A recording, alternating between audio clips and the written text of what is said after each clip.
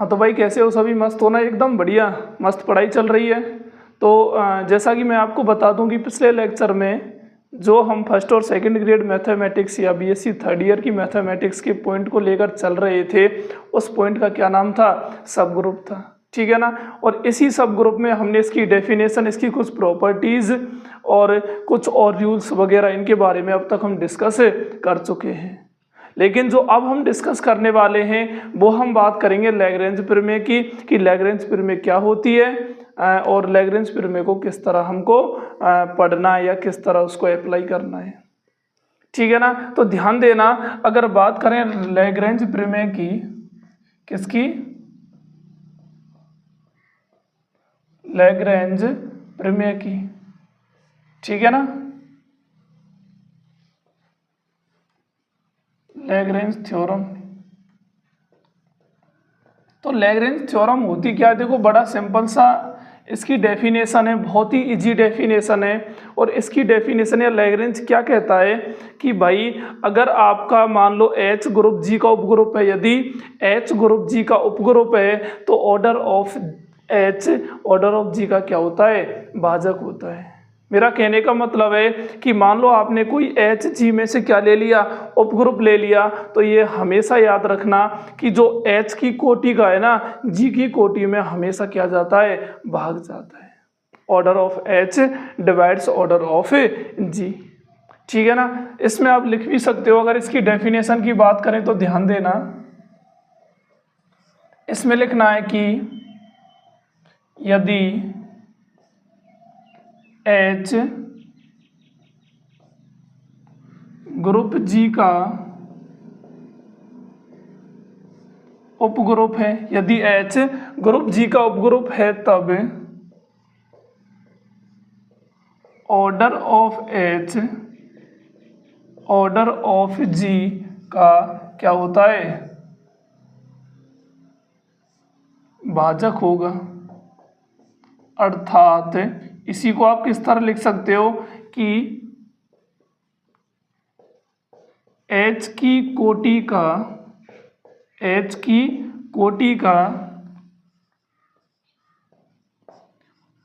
G की कोटि में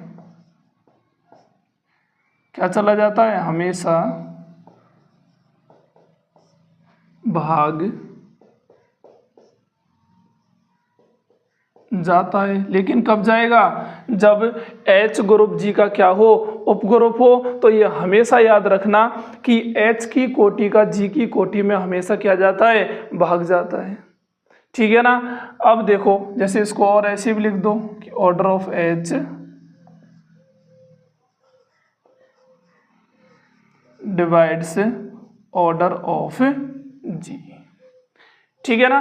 तो ये बात तो हमने सीख चुके हैं हम कि अगर हमारे पास कोई H ग्रुप G का उपग्रुप है तो हमें पता है कि H की कोटि का G की कोटि में हमेशा क्या जाता है? भाग जाता है। तो एक बात जरूर आपके मन में ये घूम रही होगी, रोटेट कर रही होगी, बार बार आ रही होगी, आपको चकरा रही होगी, और वो बात क्या होगी कि हाँ, हो सकता है कि भाई H G का भाजक है। तो ये भी हो सकता है कि जो जी की कोटि होगी उसके जितने भी भाजक हैं वो सभी जी के उपग्रुप होंगे, लेकिन ऐसा पॉसिबल नहीं है। केवल अगर आपको पर्टिकुलर कोई दे रखा है ना कि ये एच जी का उपग्रुप है, आपको ऑलरेडी दे रखा है। देखो ध्यान देना, मैं जो कह रहा हूँ कि आपको अगर ये दे रखा है कि एच जी का उपग्रुप है, तभी एच की कोटि का जी की कोटि में क्या जाता है? भाग जाता है। ये नहीं कि आप जैसे जी के जितने भी आपने क्या ले लिए? भाजक ले लिए। आपने जी के मान लो कितने भी जो भी आपको मन करे, जो भी गिवन है वो भाजक ले लिए, और आप उन सभी भाजकों को आप एक एच या जी नाम देकर इसका उपग्रुप नहीं कह सकते, ठीक है ना। तो इसमें आप एक लाइन और लिख देना, परंतु इसका विलोम सत्य नहीं होता, या परंतु इसका विलोम सत्य होना क्या है? आवश्यक नहीं है। आवश्यक नहीं है। भाई इसके विलोम का सत्य होना बिल्कुल भी आवश्यक नहीं है।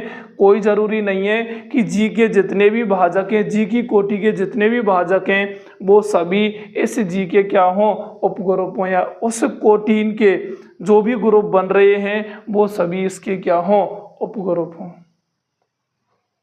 ठीक है ना। अब देखो ध्यान देना, लेकिन अब बात ये आती है कि सर ठीक है ये तो आपने कह दिया कि इसका विलोम सत्य होना आवश्यक नहीं है, अर्थात जी का प्रत्येक भाजक जी का उपग्रुप नहीं होता, लेकिन उपग्रुप होता कौन है फिर? तो इसके लिए आप हमेशा याद रखना कि अगर जी आपका दे दिया कि जी चक्रीय ग्रुप है, साइक्लिक ग्रुप है, अगर जी चक्रीय ग्रुप है, साइक्लिक ग्रुप है, तो मैं आपसे बेफिक्र होकर आपको छोड़ देता हूं कि अब आप कह देना कि सर जी के जितने भी भाजक होंगे वो सभी जी के क्या होंगे, उपसमूह होंगे। ठीक है ना। इसको आप और भी लिख सकते हो, इसको भी अगर आप समझ नहीं आ रहा हो तो अर्थात जी के प्रत्येक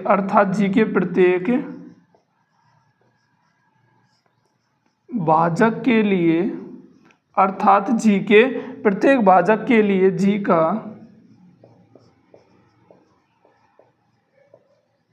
उपग्रुप विद्यमान होना आवश्यक नहीं है।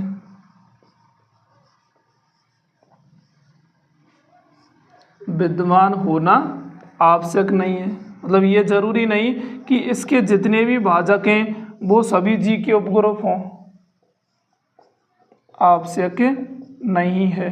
तो ये चीज़ आपको क्या रखनी है, याद रखनी है। और मैंने आपको कह रहा था कि इसका विलोम भी कब सत्य होगा, जब आपसे ये कह दे कि जो आपका जी गिवन है वो क्या है, कि चक्रीय ग्रुप है।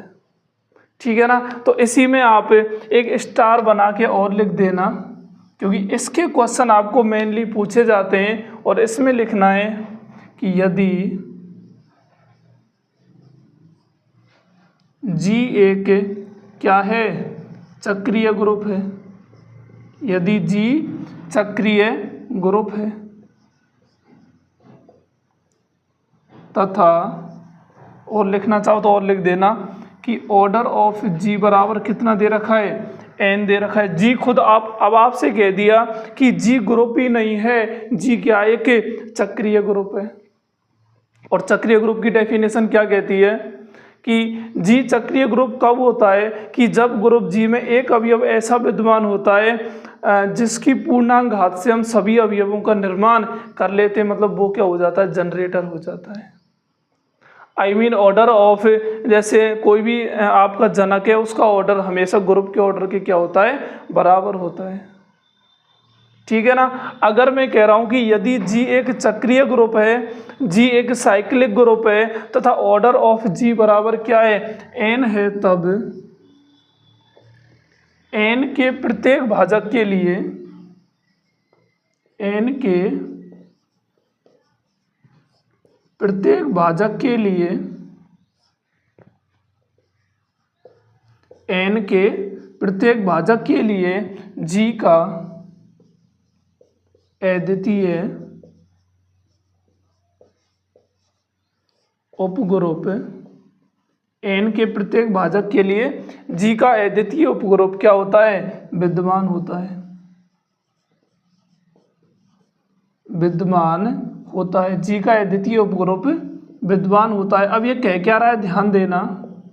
देखो एक शब्द आया है इसमें और वो आया है यूनिक।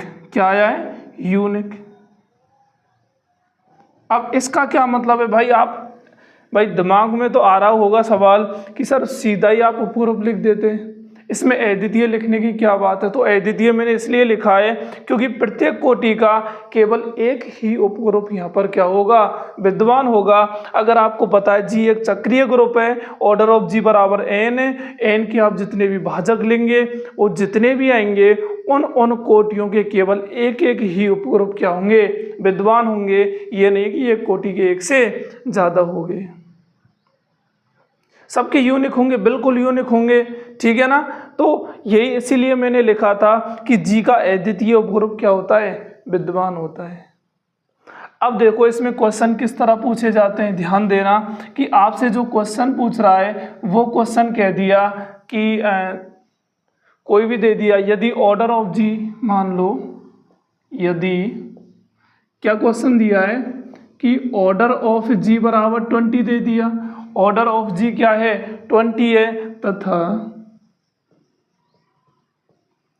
जी एक क्या है चक्रीय ग्रुप है, जी एक चक्रीय ग्रुप है, तब जी के क्या पूछ रहा है उपग्रुपों की संख्या, तब जी के उपग्रुपों की संख्या है। देखो कितना प्यारा क्वेश्चन है, मैंने कहा था इसको लेके लैग्रेंज प्रमेय को लेकर इस तरह के क्वेश्चन आपसे क्या होते हैं पूछे जाते हैं। और इसमें ये पूछ रहा है साफ साफ कि भाई आपके पास जी कोई चक्रीय ग्रुप है। अब जैसे ही आपको दिखा यार चक्रीय ग्रुप आ गया, मतलब एकदम अंदर से क्या कहते हैं एक अच्छी सी अनुभूति होने लग गई कि हाँ भाई अगर जी चक्रीय ग्रुप आ गया तो अब हम बता देंगे कि इसमें उपग्रुपों की संख्या क्या होगी, क्योंकि जितने इसके भाजक होंगे कोटि के वही उसके उपग्रुपों की क्या होगी संख्या होगी। ठीक है ना। तो इसमें आपको खुशी तो हुई होगी पढ़ के, और आपने बता भी दिया होगा अब तक कि इसमें उपग्रुपों की संख्या क्या होगी। तो क्या लिखेंगे जी के उपग्रुपों की संख्या, जी के उपग्रुपों की संख्या बराबर किसके होगी जी के,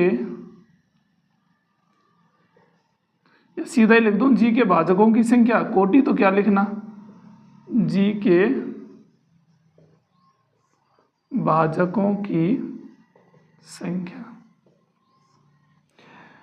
जो इसकी कोटि है उसके जो भी भाजक होंगे डिवीजर होंगे उन्हीं की संख्या इसके उपग्रुपों की संख्या के क्या होगी बराबर होगी। अब मान लो जैसे सपोज करो आपको देखो ऑर्डर ऑफ जी क्या दे रखा है, यहाँ ऑर्डर ऑफ जी बराबर कितना है 20 है। अरे भाई ऑर्डर ऑफ जी कितना दे रखा है 20 दे रखा है। अब ऑर्डर ऑफ जी आपको 20 दे रखा है, अब आपको पता तो होगा भाई हमें इसके भाजक देखने, तो 20 के भाजक देख लो। तो 20 के भाजक बताओ कौन कौन से होंगे, अरे कौन कौन से होंगे 20 के भाजक। तो एक तो हाँ एक हो गया, ठीक है एक तो होगा ही सब में, ठीक है ना। 2 हो गया, 3 होगा नहीं होगा, 4 हो गया, 5 हो गया, 6 नहीं होगा, 7 नहीं होगा, 8 नहीं होगा, 9 नहीं होगा, कौन होगा 10 होगा, ठीक है ना। कौन होगा 10 होगा, 10 के बाद कौन होगा सीधा का सीधा 20 होगा, सीधा का सीधा कौन हो गया 20 हो गया। मतलब 20 के कुल मिला के भाजक कितने हो गए 6 हो गए। मतलब इनकी संख्या देखें तो संख्या कितनी हो गई 6 हो गई। तो 20 के अगर भाजकों की संख्या अगर 6 है तो इसमें हम कह देंगे कि सर इसमें उपग्रुपों की संख्या कितनी होगी 6 होगी। जी में उपग्रुपों की संख्या क्या होगी 6 होगी। अतः जी में उपग्रुपों की संख्या, जी में उपग्रुपों की संख्या कितनी हो गई 6 हो गई। तो जितने इसके भाजक होंगे डिवीजर होंगे उतने ही इसके क्या होंगे सब ग्रुप होंगे। नंबर ऑफ सब ग्रुप उतना ही होगा जिसके इसके क्या होंगे डिवीजर होंगे। ठीक है ना। बताओ यहाँ तक कोई दिक्कत है क्या, नहीं है ना। अगर दिक्कत नहीं है तो चलो एक क्वेश्चन और दे दिया आपको, और ये क्वेश्चन क्या है कि इसको थोड़ा सा हटा दें। अच्छा क्वेश्चन है और इसको ध्यान देना कि क्वेश्चन की डिमांड क्या है।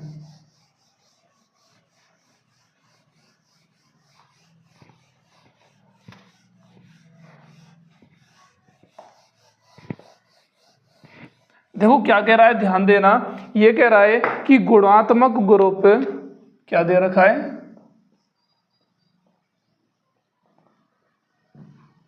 गुणात्मक ग्रुप जी बराबर इसने दे दिया A1 से लेके A10 तक, A स्क्वायर A3 से लेकर A10, और A10 बराबर किसके है, E के। अब इससे तो कुछ आप समझ गए होंगे कि A10 बराबर E क्या है, के उपग्रुपों की संख्या। के क्या पूछ रहा है, के उपग्रुपों की संख्या है। इसके क्या बताने आपको, उपग्रुप बताने कि इसमें उपग्रुपों की संख्या क्या होगी।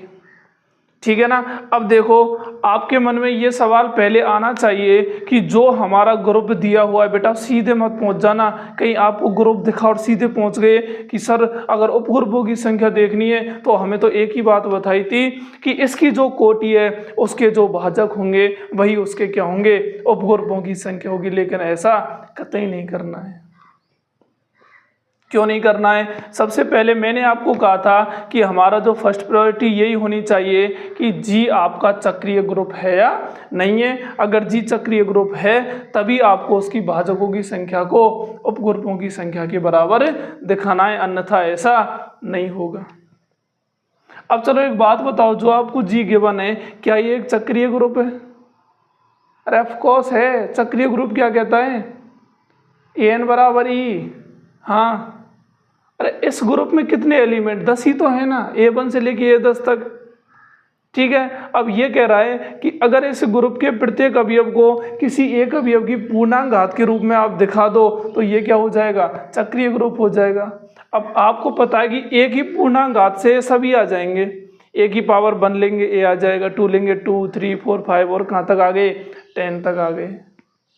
ठीक है ना। और उसका ऑर्डर भी कितना होगा, 10, और ग्रुप का ऑर्डर भी कितना है, 10 है। तो ये इसका क्या हो गया, जनक हो गया। ठीक है ना। तो यहां पर आप लिख भी देना, चूंकि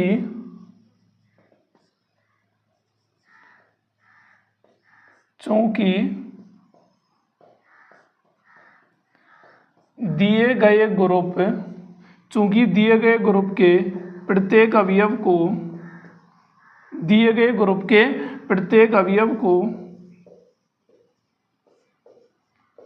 क्या, एक ही प्रत्येक अवयव को एक ही पूर्णांक घात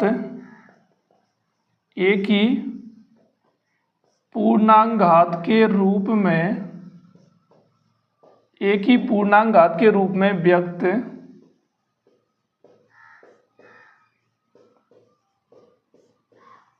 किया जा सकता है। एक ही पूर्णांक घात के रूप में व्यक्त किया जा सकता है। ठीक है ना। तो एक ही अगर पूर्णांक घात के रूप में व्यक्त किया जा सकता है तो हम कह देंगे कि अतः जी क्या है, चक्रीय ग्रुप है। जी क्या है, चक्रीय ग्रुप है। और अगर जी चक्रीय ग्रुप है तो अब कोई दिक्कत नहीं है। अब इसमें जो इसके उपग्रुपों की संख्या होगी वो इसके भाजकों की संख्या के बराबर होगी। जो इसके उपग्रुपों की संख्या होगी वो इसके किसके बराबर होगी, भाजकों की संख्या के बराबर होगी। तो अब आप कह सकते हो भाई देखो यहाँ जो ऑर्डर ऑफ जी है वो कितना है, 10 है। अब 10 के भाजक देख लो। अरे भाई बताओ 10 के भाजक कौन कौन होंगे, एक होगा, एक तो ध्यान देना, 2 होगा, 3 होगा नहीं, 4 होगा नहीं, 5 होगा, 6, 7, 8, 9। हाँ भाई कौन होगा, खुद 10 होगा। तो 10 के भाजकों की जो संख्या की बात करें तो संख्या कितनी हो गई इनकी, 4 हो गई। अगर इनकी संख्या की बात की जाए तो कुल मिला के इनकी संख्या कितनी हो गई, 4 हो गई। और इनकी संख्या अगर 4 है तो अब हम कह देंगे कि इस जो गुणात्मक ग्रुप जी है इसमें उपग्रुपों की संख्या भी कितनी होगी, 4 होगी। तो लिख देना अतः जी के उपग्रुपों की संख्या कितनी हो गई भाई, 4 हो गई। बताओ इस प्रकार के क्वेश्चन में कोई दिक्कत है क्या? अरे कोई दिक्कत आ रही है क्या? नहीं आ रही ना। तो दिक्कत नहीं है तो दिक्कत होनी भी नहीं चाहिए, कभी दिक्कत होनी भी नहीं चाहिए।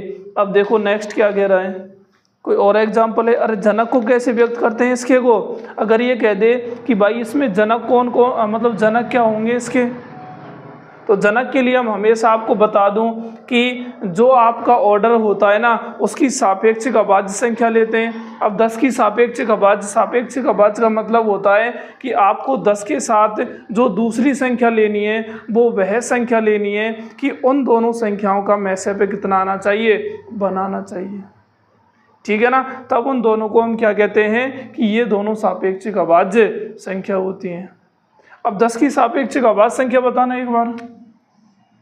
हाँ भाई, 1 हो गई, 2 होगी नहीं होगी, 3 हो गई, 4 होगी नहीं होगी, 5 नहीं, 6 नहीं, 7 हो गई, 8 नहीं, 9 हो गई।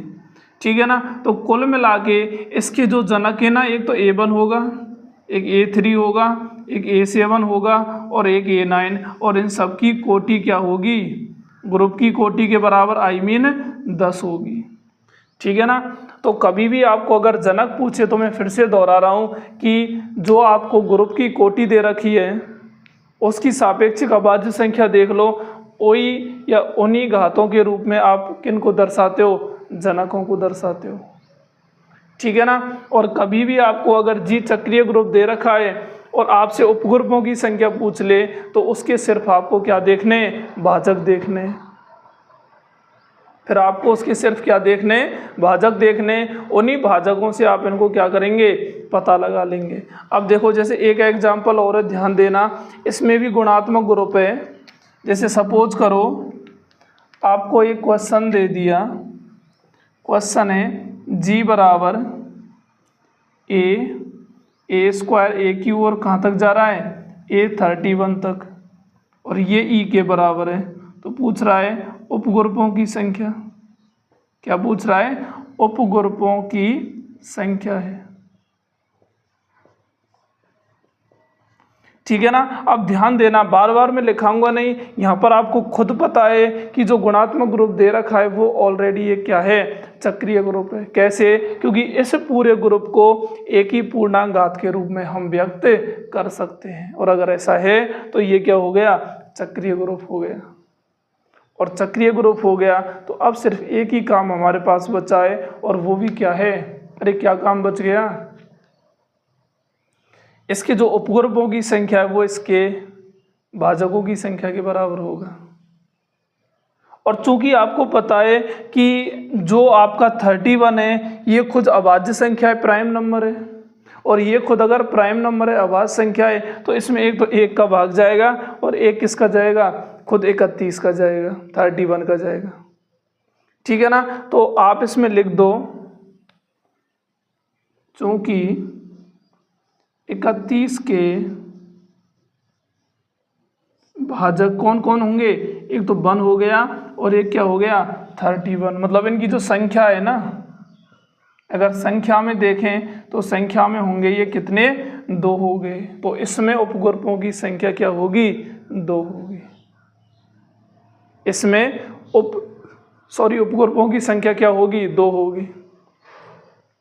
अब इससे आपको एक सीख और मिल गई, एक सीख और मिल गई कि अगर जी चक्रीय ग्रुप है और उसकी कोटि अगर अभाज्य संख्या है, जी चक्रीय ग्रुप है तथा उसकी कोटि अभाज्य संख्या है, तो उसमें उपग्रुपों की संख्या हमेशा क्या होगी, 2 होगी। तो इसको आप लिख भी लेना चाहें, क्या लिखना है, स्टार बना के लिख दो कि यदि, क्या लिखना है, यदि जी क्या है, चक्रीय ग्रुप है,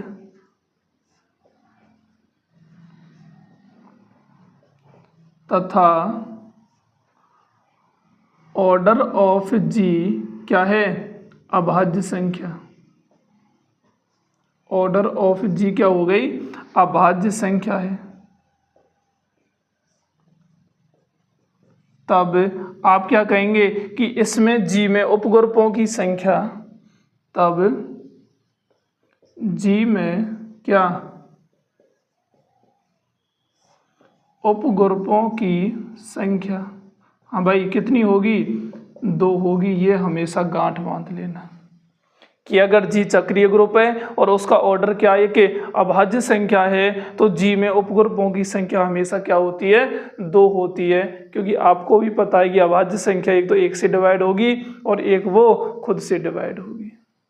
ठीक है ना, बताओ यहाँ तक कोई दिक्कत है क्या? चलो एक छोटा सा क्वेश्चन है और इसमें चलो ये बताओ, ये तो आपने देख लिया, अगर इसमें ये क्वेश्चन और कर दे कि चलो उपग्रुपों की संख्या तो 2 हो गई इसमें, अब उसमें ये क्वेश्चन कर लिया कि इसमें बताओ उचित उपग्रुपों की संख्या क्या होगी और अनुचित उपग्रुपों की संख्या क्या होगी। हाँ भाई, एक तो कह दिया इसमें क्या, उचित उपग्रुपों की संख्या, एक तो उचित उपग्रुपों की संख्या और एक पूछ लिया क्या, अनुचित उपग्रुपों की संख्या। मतलब कुल मिला के आपसे 2 क्वेश्चन पूछ लिए इसमें, एक तो उचित उपग्रुपों की संख्या, एक अनुचित उपग्रुपों की संख्या। अब देखो जैसा कि आपको पता है कि ये क्या अभाज्य संख्या है, इसका ऑर्डर, तो इसमें जो जो कोटि के उपग्रुप बन रहे हैं उनमें एक तो 1 आया होगा और एक खुद क्या है, तत्समक अवयव है, एक स्वयं खुद आ गया 31 आ गया। अगर ये दोनों आ गए तो ये दोनों किस में आते हैं, अरे भाई अनुचित में ही तो आते हैं ना, इम्प्रॉपर में। तो उचित तो हो गया इसमें 0 और ये हो गया क्या, 2। तो अगर आपसे पूछ ले कि जी एक चक्रीय ग्रुप है जिसका या जिसकी कोटि क्या एक अभाज्य संख्या है, तो उसमें बताओ उचित उपग्रुपों की संख्या क्या होगी, तो ये 0 हो गई, और अनुचित उपग्रुपों की संख्या क्या होगी, तो वो कितनी हो जाएगी, 2 हो जाएगी। बताओ यहाँ तक कोई दिक्कत है क्या? नहीं है ना? अरे कोई दिक्कत नहीं है ना? और कोई दिक्कत अगर नहीं है तो एक क्वेश्चन का जवाब दो मेरे को। देखो क्वेश्चन का जवाब देना पड़ेगा और क्वेश्चन भी इजी है, कोई ज़्यादा खास नहीं और पेपर में आया हुआ भी है। तो क्वेश्चन क्या है, देखो ध्यान देना, z प्लस के, क्वेश्चन क्या कह रहा है, z प्लस के परिमित उपसमूहों की संख्या है, z प्लस के परिमित उपसमूहों की संख्या है। z प्लस के परिमित उपसमूहों की संख्या ये पूछ रहा है इसमें कि जो आपका z प्लस दे रखा है उसके परिमित उपसमूहों की संख्या क्या होगी। ठीक है ना, और उसमें फर्स्ट नंबर पर दे दिया 0, सेकंड पर 1, थर्ड पर अनंत और फोर्थ पर दे दिया 2। ठीक है ना, और एक क्वेश्चन और दे दिया, ये कह रहा है वही z प्लस है, z प्लस का उपग्रुप है, का क्या है, उपग्रुप है, और इसमें जो ऑप्शन दे रखे हैं वो फर्स्ट तो दे दिया E प्लस होगा, जहाँ E समपूर्णांकों का समुच्चय, जहाँ E क्या है, समपूर्णांकों का समुच्चय है, जहाँ E क्या है, समपूर्णांकों का समुच्चय।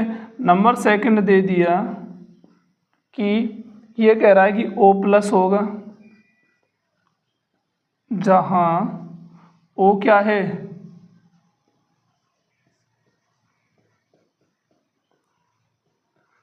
विषम पूर्णांकों का समुच्चय है, जहाँ O क्या है, विषम पूर्णांकों का समुच्चय। नंबर थर्ड दे दिया दोनों,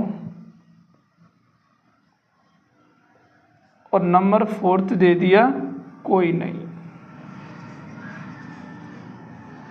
ठीक है ना, तो देखो यहाँ पर क्या कह रहा है कि z प्लस ये क्या है, फाइनाइट सब ग्रुप है, तो या z प्लस के फाइनाइट नंबर ऑफ फाइनाइट सब ग्रुप पूछ रहा है, परिमित उपसमूह की संख्या पूछ रहा है, किसमें, z प्लस में। तो इसके परिमित उपसमूह कौन कौन, उपसमूह तो हमें पता है बहुत होंगे इसके, NZ प्लस सभी क्या है इसके उपसमूह हैं। अब ये कह रहा है कि चलो मुझे ये बताओ कि इसके परिमित उपसमूह कौन से होंगे। अरे भाई देखो, जैसे आप Z प्लस ले रहे हो तो Z प्लस का मतलब क्या होता है कि भाई जो आपका ग्रुप है उसमें कौन कौन से एलिमेंट आएंगे, सीधा देखें तो -3 -2 -1 0 1 2 3 इस तरह के आएंगे, ठीक है ना। और जो कि प्लस संक्रिया के लिए क्या है कि ग्रुप है, ठीक है। अब इसके अगर उपग्रुप देखें तो जैसे एक तो आपने H1 ले लिया, H1 अब प्लस है तो इसका जो तत्समक होगा वो क्या होगा 0, एक तो आ गया क्या 0 प्लस, ठीक है ना। और अन्य जो आएंगे वो सभी क्या आएंगे NZ प्लस आएंगे। H2 ले लिया और H2 क्या आ गया 2Z प्लस आ गया, H3 क्या आ गया 3Z प्लस आ गया, और ऐसे ही HN क्या आ गया NZ प्लस आ गया। अब आपको ये बताना है कि जो भाई ये सभी क्या है इसके उपसमूह या उपग्रुप हैं, ठीक है ना। आपसे सिर्फ इतना पूछ रहा है कि भाई चलो मुझे ये बताओ कि इसका जो परिमित उपग्रुप है वो कौन सा होगा, तो केवल कौन होगा, अरे यही तो होगा ना, यही इसका क्या है परिमित उपग्रुप है। और इसकी संख्या केवल क्या है 1 है। अगर बात करें किसकी संख्या की तो वो हो गई कितनी 1। तो जो उसका तत्समक अवयव है वो उस संक्रिया के लिए जो ग्रुप बना रहा है वही उसका क्या होगा परिमित उपग्रुप होगा, अन्यथा सभी जितने भी उपग्रुप होंगे वो सभी क्या होंगे इसके अपरिमित उपग्रुप होंगे। बताओ कोई दिक्कत है क्या, नहीं है ना। तो इसमें कोई प्रॉब्लम थोड़ी है, तो इसमें हमारा ऑप्शन नंबर 2 बिल्कुल क्या हो गया करेक्ट हो गया। अब नेक्स्ट आ जाओ, ये क्या कह रहा है कि Z प्लस एक उपग्रुप है, Z प्लस खुद क्या एक उपग्रुप है। अब इसमें दो ऑप्शन दे दिए, एक तो E प्लस दे दिया जहाँ E एक संपूर्णांकों का समुच्चय, एक इसने दे दिया O प्लस जहाँ O क्या है विषम पूर्णांकों का समुच्चय। सेट ऑफ ये तो हो गया इवन इंटीजर्स और सेट ऑफ ओड इंटीजर्स हो गया। तो आपको बताना है कि इसका उपग्रुप कौन सा होगा। अब यहाँ पर आप कंफ्यूज हो गए होंगे कि सर इसमें समपूर्णांक विषम पूर्णांक कैसे बताएं कि इसमें कौन सा उपग्रुप होगा। तो माय डियर मैं आपको बता दूं कि भाई एक बात बताओ, अगर बात कर रहा है संक्रिया प्लस की किसकी, अगर प्लस संक्रिया की बात की जा रही है तो प्लस संक्रिया की बात आते ही ये बात तो दिमाग में फीड हो गई होगी कि सर इसमें जो तत्समक होगा वो भाई ग्रुप होने के लिए तत्समक तो विद्यमान होना जरूरी है। और चूंकि बात प्लस संक्रिया की जा रही है तो तत्समक क्या हो गया 0 हो गया। 0 किस में आता है संपूर्णांक में आता है, 0 किस में आता है संपूर्णांक में आता है। तो माय डियर मेरे प्यारे प्यारे सरो आप बताओ यहाँ पर ई क्या है संपूर्णांक है और यहाँ पर ओ क्या है विषम पूर्णांक है। अब इसमें तो 0 आ ही नहीं रही ना, और जब 0 ही नहीं आ रही तो ग्रुप तो वो वैसे ही नहीं होगा। तो कौन है हमारा ऑप्शन नंबर 1 बिल्कुल क्या हो गया करेक्ट हो गया। ऑप्शन 1 बिल्कुल क्या है करेक्ट हो गया। बताओ कोई दिक्कत है क्या, नहीं है ना। अब देखो नेक्स्ट पॉइंट फिर से हम नया स्टार्ट कर रहे हैं और वो है ग्रुप के सम्मिश्र। अब हम जो बात करेंगे वो करेंगे किसकी ग्रुप के सम्मिश्र के बारे में।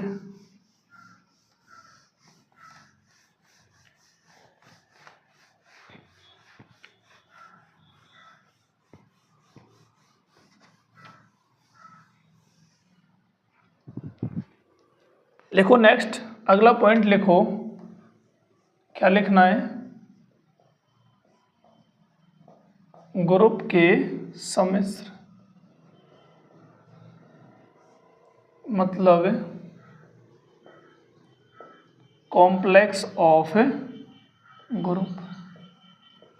अब देखो भाई आओ ग्रुप के सम्मिश्र की होते हैं ग्रुप के सम्मिश्र किसे कहते हैं, या क्या ग्रुप के क्या होते हैं, सम्मिश्र होते हैं। तो ध्यान देना, अभी तक आप पढ़ रहे थे कि जैसे मान लो कि H ग्रुप G का उपग्रुप कहलाता है कब, जब H खुद उस G की संक्रिया के लिए क्या हो, ग्रुप प्रॉपर्टीज को क्या करता हो, सेटिस्फाई करता हो। ठीक है ना। अब हम बात कर रहे हैं, वो कर रहे हैं ग्रुप के सम्मिश्र की कॉम्प्लेक्स ऑफ ग्रुप। बिल्कुल इजी है, कुछ भी दिमाग नहीं लगाना कि कोई भी, जैसे आपका ग्रुप G है, कोई भी ग्रुप आपका G है, बस आपको केवल आपको उसमें से उपसमुच्चय लेने, कोई भी उपसमुच्चय ले लो, उपग्रुप हो नहीं हो उससे कोई फर्क नहीं पड़ता, केवल आपको क्या लेने हैं, उपसमुच्चय लेने, और जो आप उपसमुच्चय लेंगे उन्हीं से आपका काम बन जाएगा। ठीक है ना। तो जो जो उपसमुच्चय आप लेते हैं वही उस ग्रुप के क्या कहलाते हैं, सम्मिश्र कहलाते हैं। बताओ कोई दिक्कत है क्या, नहीं है ना। और आ रही हो दिक्कत तो थोड़ा सा और देख लो, इतनी भी नहीं आएगी। देखो, माना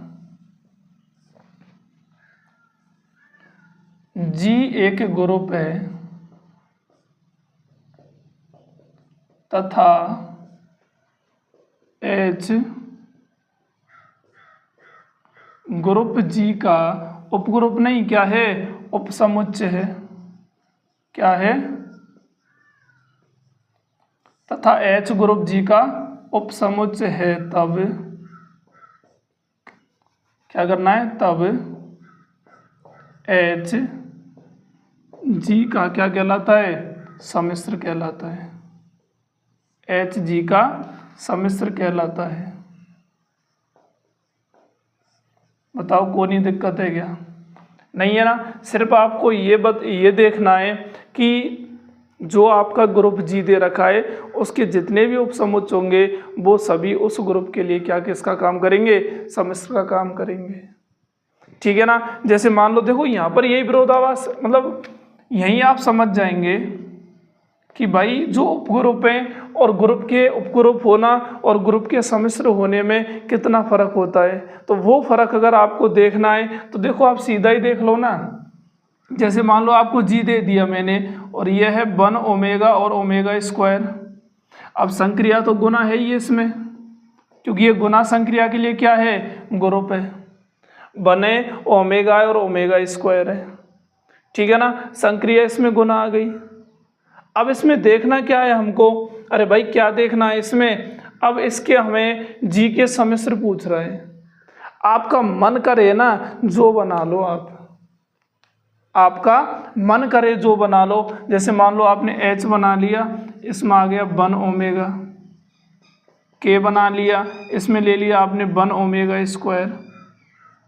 ठीक है ना। और बना लो आप, या इतने ही रहने दो, क्या ज़्यादा बनाने हैं, ओमेगा ओमेगा स्क्वायर बना लो। अब हमें पता है ये इसके उपग्रुप तो है नहीं, ये इसके उपग्रुप तो है नहीं। अब उपग्रुप तो है नहीं है तो हैं क्या, ये इसके क्या होंगे, सम्मिश्र होंगे। यहाँ H व K ग्रुप G के क्या हैं, सम्मिश्र हैं। यहाँ H व K ग्रुप G के क्या होते हैं, सम्मिश्र कहलाते हैं। ठीक है ना। बताओ कोई दिक्कत है क्या, नहीं है ना। अब इसमें देखो, इनका ये गुणन और होता है सम्मिश्रों का। जैसे आपको कोई भी ग्रुप दे रखा है, हाँ भाई इधर देखो, नया पॉइंट डाल लो, सम्मिश्र गुणन या सम्मिश्रों का गुणन। ये कोई पॉइंट नहीं है पर डाल लो। ठीक है ना। क्या डाल लिया हमने, सम्मिश्रों का गुणन। जो हम बात कर रहे हैं वो कर रहे हैं किसकी, सम्मिश्रों के गुणन की। ठीक है ना। अब देखो इसमें होता क्या है ये, कि माना H व K ग्रुप G के सम्मिश्र हैं, H व K ग्रुप G के सम्मिश्र हैं। तब जो हमारा H इंटू K होता है ना, ये क्या होता है, small h star small k जहाँ small h belongs to capital H और small k belongs to capital K होता है। तो इस तरह आपको क्या करना होता है, गुना करना होता है। इस तरह हम क्या करते हैं, गुना करते हैं। तो एच के का गुना करना है तो स्मॉल एच स्टार, स्टार क्या है, अरे स्टार वही संक्रिया है जो आपको क्या हो, गिवन हो। ठीक है ना। अब मान लो सपोज करो एग्जाम्पल के लिए अगर आप देखना चाहो कि सर इनका एग्जाम्पल के तौर पर गुना कैसे होता है, तो इनका एक एग्जाम्पल ले लिया हमने, और एग्जाम्पल मान लो आपने जेड प्लस ही ले लिया, यही सस्ता पड़ेगा। कौन पड़ेगा, जेड प्लस ही हमको क्या पड़ रहा है, सस्ता पड़ रहा है। ठीक है ना। अब देखो जेड प्लस में जो भी एलिमेंट होते हैं ध्यान देना, अब ये मत कहना सर बार बार लिखा देते हो इन एलिमेंटों को, हमें तो पता है, मुझे पता है आप होशियार हो, ठीक है ना, बट लिखाने तो पढ़ेंगे। ठीक है, जो हमारा जी ले रखा है हमने वो ले लिया जेड प्लस। अब आपको क्या करना है, इसके कोई भी दो क्या ले लो, सम्मिश्र या उपसमुच्चय ले लो।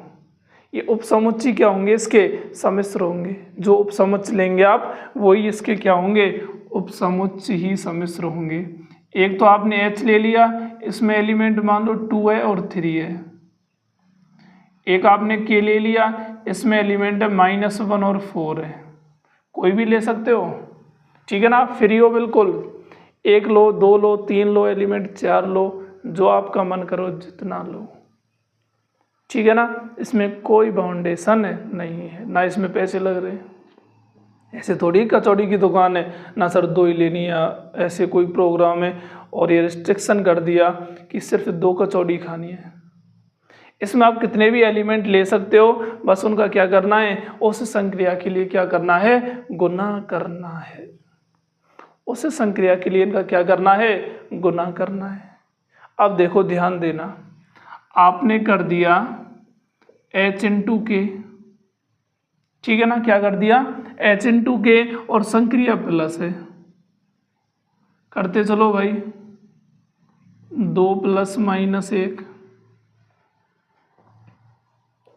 2 + 4, 3 + -1 और 3 + 4, 2 + -1, 2 + 4, 3 + -1 और 3 + 4। इस तरह आपको क्या करना है, गुना करना है। हमेशा आपको ये चीज़ याद रखनी है, ठीक है ना। अब देखो इनका जैसे प्लस किया तो क्या क्या हो गया, 2 - 1 1 आ गया, ओके, 2 और 4 6 आ गया, ओके, 3 - 1 2 आ गया, ओके, और 4 और 3 7 आ गया। ठीक है ना, तो कुल मिला के H इंटू क्या आ गए, 1 2 6 और 7, तो ये आएंगे। तो इस तरह आपको क्या करना है, गुना करना है। बताओ कोई दिक्कत है क्या, नहीं है ना। एक चीज और है,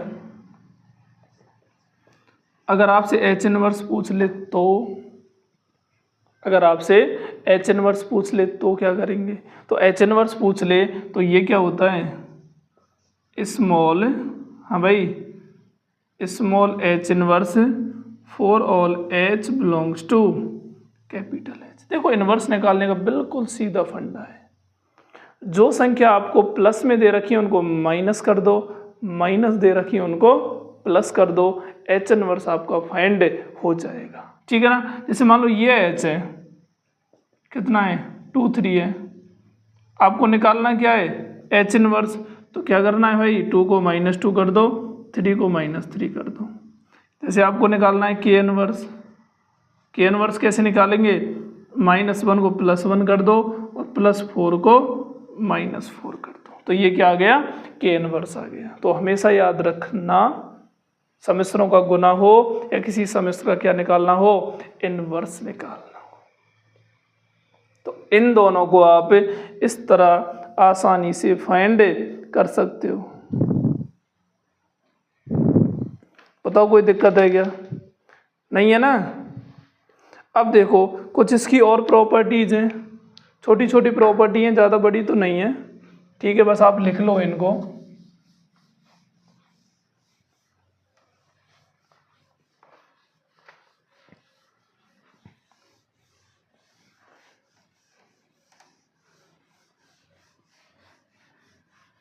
देखो एक जो प्रॉपर्टी है बहुत ही प्यारी प्रॉपर्टी है। अब प्यारी का मतलब ये नहीं कोई मीठी है भाई, खाने में अच्छी है, स्वाद लगेगी, ठीक है ना। प्यारी का मतलब है अच्छी है, इंटरेस्टिंग है, पढ़ने में मजा आएगा जिसको, ठीक है ना। अब देखो जो प्रॉपर्टी है वो क्या कह रही है, ये कह रहा है कि माना, या ऐसे लिख दो यदि, माना भी रहने दो, क्या माना, कुछ नहीं माना, यदि H ग्रुप G का क्या है, उपग्रुप है,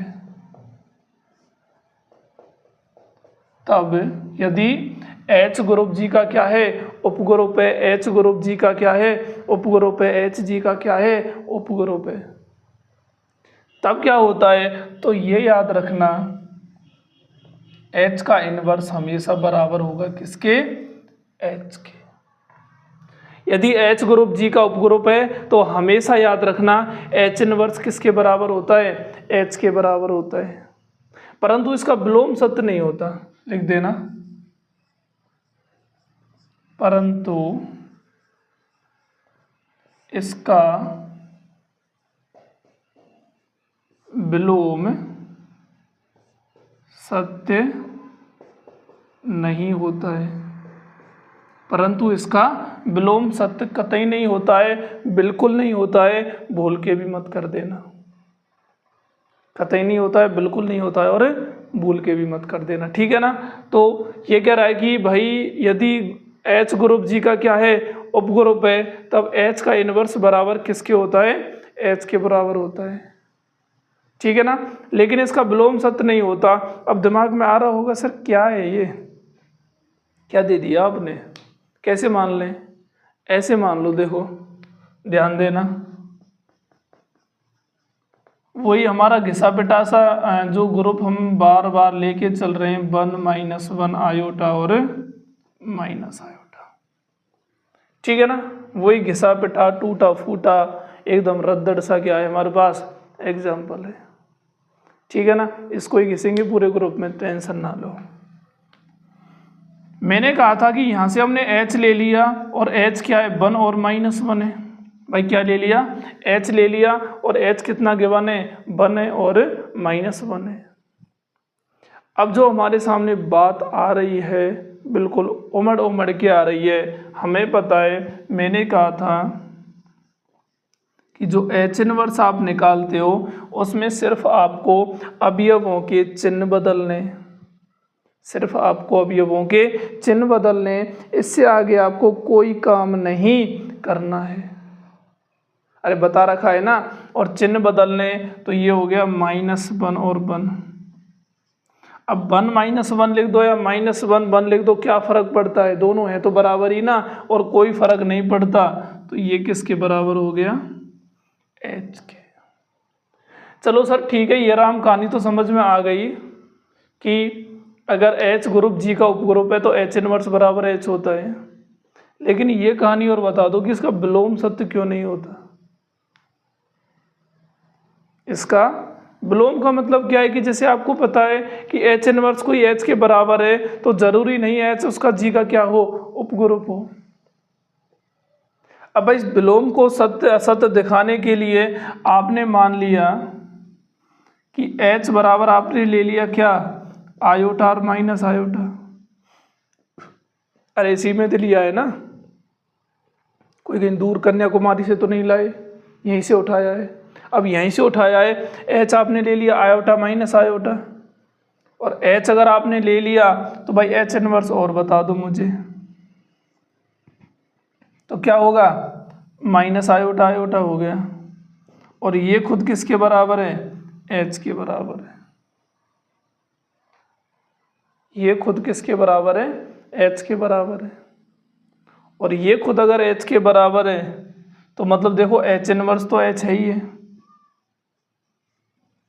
H इनवर्स तो H है ही है, मतलब ये तो है ही।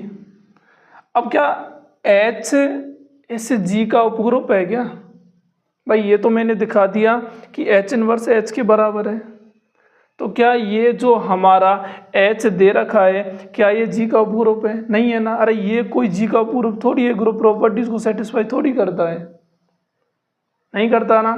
तो यहाँ लिख देना परंतु एच जी का उपग्रुप नहीं है, परंतु एच जी का उपग्रुप नहीं है। बताओ कोई दिक्कत है क्या? नहीं है ना? बताओ दोनों चीज समझ में आ गई क्या? अरे आ गई ना, ठीक है। और एक और होता है कि ये कहता है कि यदि एच जी का उपग्रुप है, ये तो मतलब लोकल सी बात हो गई, लिख देना यदि एच जी का उपग्रुप है तब, यदि एच जी का उपग्रुप है तब ये लिख देना कि एच इनवर्स हमेशा किसके बराबर होता है? एच के बराबर होता है। एच इनवर्स हमेशा किसके बराबर होता है? एच के बराबर होता है। अरे भाई इन्हीं को ले लो ना, क्यों? जो हमारे पास एच गिवन है वो क्या है? 1 और -1। एच इनवर्स था वो भी क्या था? -1 तो एच इनवर्स क्या हो गया? अरे संक्रिया क्या काम कर रही है यहाँ पर? अरे गुना संक्रिया ही तो है ना। इसके लिए जो हम संक्रिया लेते हैं वो क्या लेते हैं? गुना संक्रिया लेते हैं। इस पर जो संक्रिया काम करती है वो कौन सी करती है? गुना संक्रिया काम करती है, ठीक है ना। और इस पर गुना संक्रिया काम करती है तो देखो 1 गुना -1, 1 गुना 1, -1 गुना -1, -1 गुना 1, ठीक है ना। कौन कौन आ गए? -1, 1 और -1, कौन आ गया? -1 और ये खुद किसके बराबर है? एच के बराबर है। तो यही तो मैं कह रहा था कि अगर एच जी का उपग्रुप है तो हमेशा याद रखना एच इनवर्स बराबर किसके होता है? एच के बराबर होता है। और नेक्स्ट अगर ये दे रखा है यदि एच परिमित ग्रुप, यदि एच परिमित ग्रुप जी का उपग्रुप है, यदि एच परिमित उपग्रुप जी का उपग्रुप है, ठीक है ना। तो एच अगर परिमित ग्रुप जी का उपग्रुप है तो इसका मतलब होता है कि एच इंटू एच किसके बराबर होता है? हमेशा एच के बराबर होता है। क्या होता है? एच इंटू एच हमेशा किसके बराबर होता है? एच के। तो ये दो नियम है और, ठीक है ना। अब देखो नेक्स्ट क्या कहता है, ये एक और लिख दो इसी में, इसी के नीचे लिख दो। छोटे छोटे नियम है, सीधे पूछ लिए जाते हैं। यदि एच व के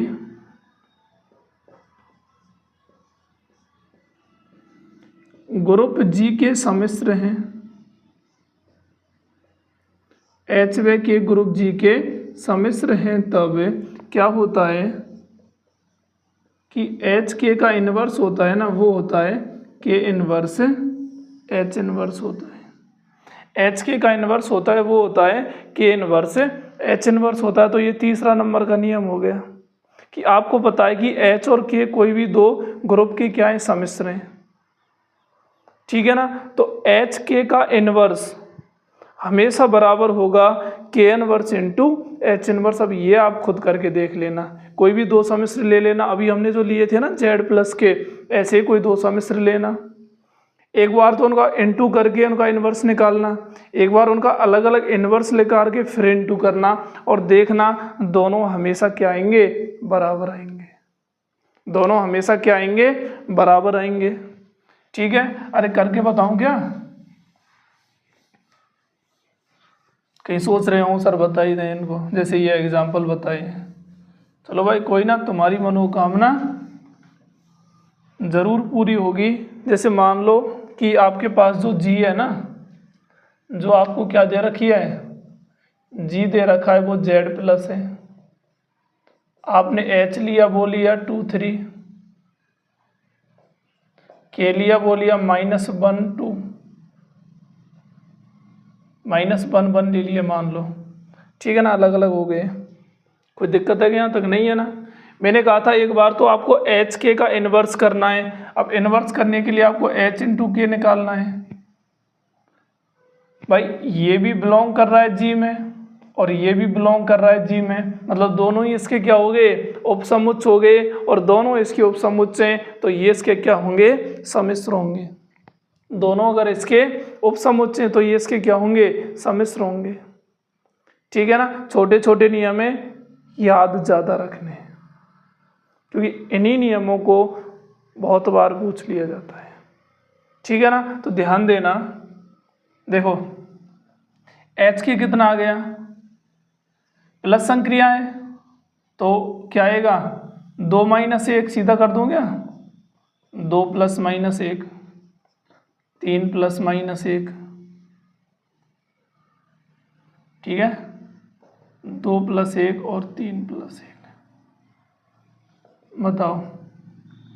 हाँ भाई 2 - 1 1, 3 - 1 2, और ये हो गया 3 और ये हो गया 4। अब इसका इन्वर्स निकाल लो।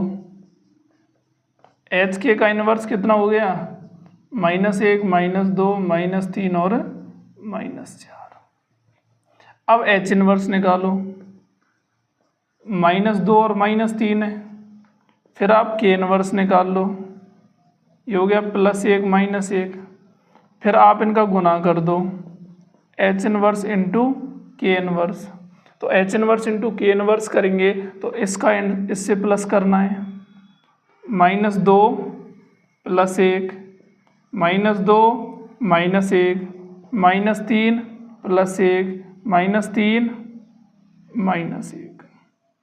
ठीक है ना। तो ये क्या क्या आ गया बताओ, -2 + 1 -1 -3 -2 और -4, आई मीन ये कितने आ गए, -1 -2 -3 और -4।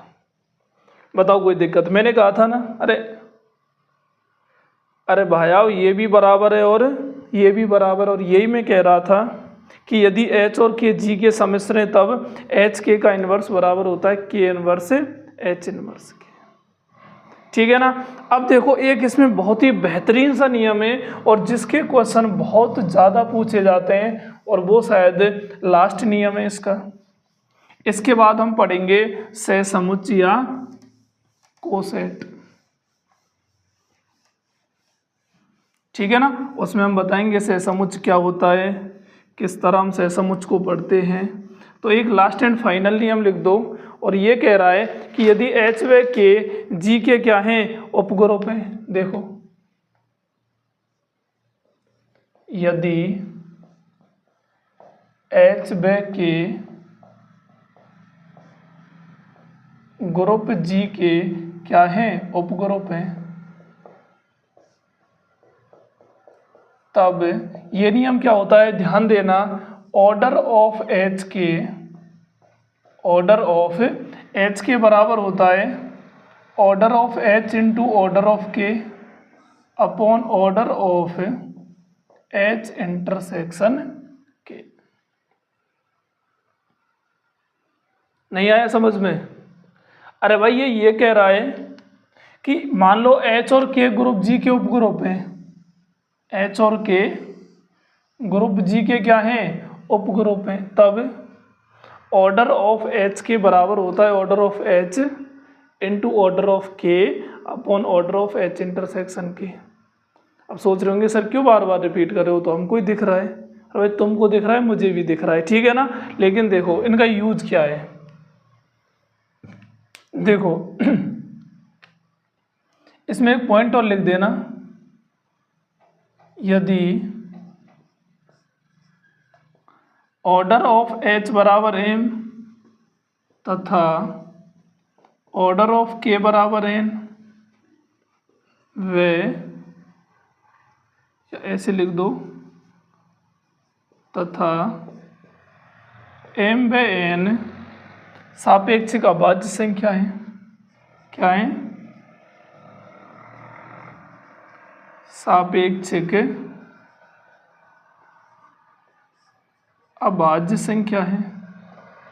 एम व एन क्या है, सापेक्षिक अभाज्य संख्या है। ठीक है ना। आपको दे दिया ऑर्डर ऑफ एच बराबर एम है, ऑर्डर ऑफ के बराबर एन है, तथा एम और एन क्या है, सापेक्षिक अभाज्य संख्या है। एम और एन क्या है, सापेक्षिक अभाज्य संख्या है। तो इसमें लिख देना तब ऑर्डर ऑफ एच इंटरसेक्शन के हमेशा क्या होगा, 1 होगा। मतलब इस कंडीशन में अगर आपको ऑर्डर ऑफ एच के निकालना है ना, तो वो order of H into order of के बराबर होगा। आपको पता है कि जो एच और के दे रखे हैं, इन दोनों की कोटि क्या है, आपस में एक दूसरे की सापेक्षिक अभाज्य संख्या है। मतलब सापेक्षिक अभाज्य का मतलब क्या होता है कि मैसेपे ऑफ एम एन कितना है, 1 आ गया। सापेक्षिक अभाज्य संख्या का मतलब है मैसेपे ऑफ एम एन कितना है, 1 है। जब इनका मैसेपे ही 1 है तो इनका इंटरसेक्शन क्या होगा, इंटरसेक्शन का ऑर्डर 1 ही होगा। ठीक है ना। जैसे मान लो एग्जाम्पल के लिए बात करें, आपको दे दिया ऑर्डर ऑफ एच बराबर 3 है तथा ऑर्डर ऑफ के बराबर 5 है। तब आपसे पूछ लिया कि ऑर्डर ऑफ एच के ज्ञात। इस तरह के क्वेश्चन आते हैं इससे, इस फॉर्मूले से बहुत क्वेश्चन पूछे जाते हैं। ठीक है ना, इसको आप इम्पोर्टेंट भी लिख सकते हो। ठीक है, तो इसमें कह दिया कि ऑर्डर ऑफ एच 3 है, ऑर्डर ऑफ के 5 है, तो आपको ऑर्डर ऑफ एच के निकालना है। और यहाँ से आपको ऑर्डर ऑफ एच के निकालना है, तो ध्यान देना, देखो 3 और 5 का अगर मैसेपे देखें भाई, दोनों अभाज्य संख्या हैं, तो मैसेपे ऑफ 3 5 कितना होगा, 1 होगा। और इनका मैसेपे बने, तो अब आप ऑर्डर ऑफ एच के निकाल लो। ये हो गया order of H into order of के। 3 गुना 5 हो गया, तो कितना आ गया, 15 आ गया। तो ऑर्डर ऑफ एच के कितना आ गया, यहाँ पर 15 आ गया। ठीक है ना। अब जैसे आपको एक क्वेश्चन दे रखा है और क्वेश्चन इतना खतरनाक है, खतरनाक का मतलब ये नहीं है डरावना है, मतलब अच्छा है, प्यारा क्वेश्चन है, आया हुआ क्वेश्चन है। ठीक है, हटा मैं इसलिए रहा हूँ कि लास्ट क्वेश्चन बचा है हमारा ये, इसको हम ढंग से करके फिर हम स्टार्ट करेंगे किसको, सहसमुच्च को। ठीक है ना। और क्वेश्चन क्या कह रहा है कि एच तथा के क्रम से, ध्यान देना बहुत अच्छा क्वेश्चन है, एच तथा के क्रम से 6 तथा 8 कोटि के, 6 तथा 8 कोटि के क्या है, उपग्रुप है, उपग्रुप है। यदि एच तथा के 6 तथा 8 कोटि के उपग्रुप हैं, तब गुणन समूह एच के में, तब गुणन समूह एच के में, तब गुणन समूह एच के में अवयवों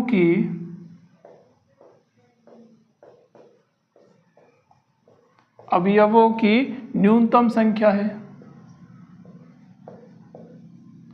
अवयवों की न्यूनतम संख्या है। गुणन समूह एच के में अवयवों की न्यूनतम संख्या है।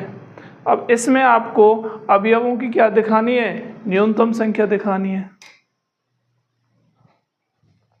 तो अवयवों की न्यूनतम संख्या दिखानी है। देखो सबसे पहले आप ये बताओ कि सॉल्यूशन की बात करें तो ऑर्डर ऑफ एच इंटरसेक्शन के क्या होगा। इंटरसेक्शन का मतलब ये होता है कि इन दोनों में ये देखो कि गुणनखंड में उभयनिष्ठ कौन कौन से आ रहे हैं, मतलब ऐसी कौन कौन सी संख्याएं जिनका इन दोनों में एक संग भाग जा रहा हो। देखो एक तो 1 का जाएगा, एक 2 का दोनों में जाएगा, और तो कोई है नहीं ना। एक तो भाई इनके आप फैक्टर भी करोगे तो एक तो 1 का इनमें दोनों 1 से डिवाइड है, एक दोनों किससे हैं, 2 से डिवाइड है। अब 1 से भी डिवाइड है, 2 से भी डिवाइड है, तो मतलब ऑर्डर ऑफ एच इंटरसेक्शन के एक तो 1 होगा और एक क्या होगा 2 होगा। अब यहाँ पर देखो दो कंडीशन बन गई भाई, ये कह रहा है कि इन दोनों की कोटि 6 और 8 है, मतलब ऑर्डर ऑफ एच 6 है, ऑर्डर ऑफ के कितना है 8 है। तो सबसे पहले फर्स्ट कंडीशन ले हम, यदि ध्यान देना ऑर्डर ऑफ एच इंटरसेक्शन के कितना है 1 है, यदि ऑर्डर ऑफ एच इंटरसेक्शन के कितना है 1 ले लिया, और अगर हमने 1 लिया है तो अब बताओ ऑर्डर ऑफ एच के कितना होगा। तो ये होगा order of H into order of K upon order of H intersection K. तो ये तो 1 है ही है, तो ये हो गया 6 गुना 8, तो ये हो गया कितना 48। ठीक है ना। अगर नंबर सेकंड केस देखें, इसमें ये कह रहा हूं मैं कि यदि ऑर्डर ऑफ एच इंटरसेक्शन की कितना दे रखा है 2, तो जो हमारा ऑर्डर ऑफ एच के होगा वो क्या होगा order of H into order of K upon order of H intersection K. तो मतलब ये कितना हो गया 6 गुना 8/2, तो ये हो गया 24। अब पूछ क्या रहा है कि गुणन समूह एच के में अवयवों की न्यूनतम संख्या। तो अब देखो यहाँ जब हमें ऑर्डर ऑफ एच इंटरसेक्शन के 1 ले रहे थे तब तो 48 थी। अरे ऑर्डर ही इनकी संख्या होती है, कोटि, ठीक है ना। और जब हमने एच इंटरसेक्शन के 2 लिया तब कितनी है 24 है। तो न्यूनतम कौन सी है, यही है ना। तो इसमें कह दो अतः, लिख देना अतः गुणन समूह एच के में अवयवों की गुणन समूह एच के में अवयवों की न्यूनतम संख्या,